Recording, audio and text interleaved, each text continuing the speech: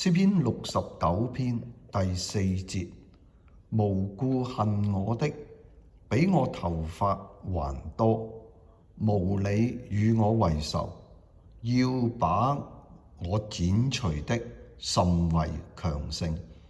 我沒有搶奪的，要叫我償還。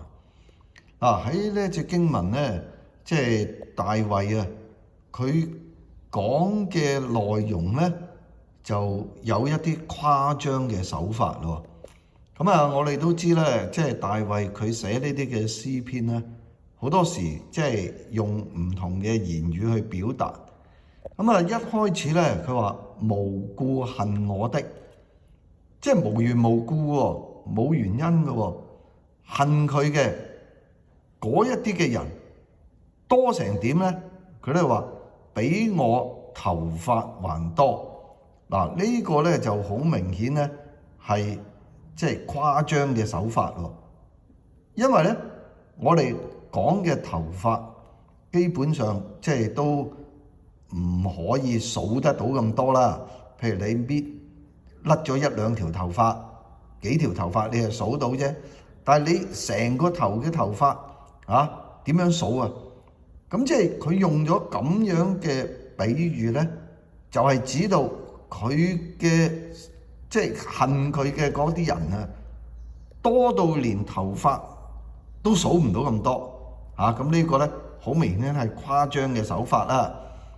另外咧，冇理與我為仇嘅，即係無端端冇理由嘅喎，就同佢即係做咗仇敵。要把我剪除的，唔單止係咁喎，仲要將佢剪除，即係要將佢咧除去殺死嘅。甚為強盛，即係話呢一啲嘅人要同佢為仇為敵嘅即係好強盛喎，唔係咁簡單，唔係咁容易對付喎。仲有咧，我沒有搶奪的，要叫我償還。呢個咧就好唔合理啦，係咪？你都冇攞人哋嘅嘢，要叫我去償還俾佢。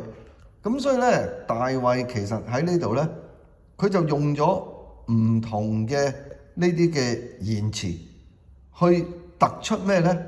就係佢嗰啲嘅仇敵喺數量上嘅多，喺實力上嘅強大，喺理由上咧係冇理由嘅喎。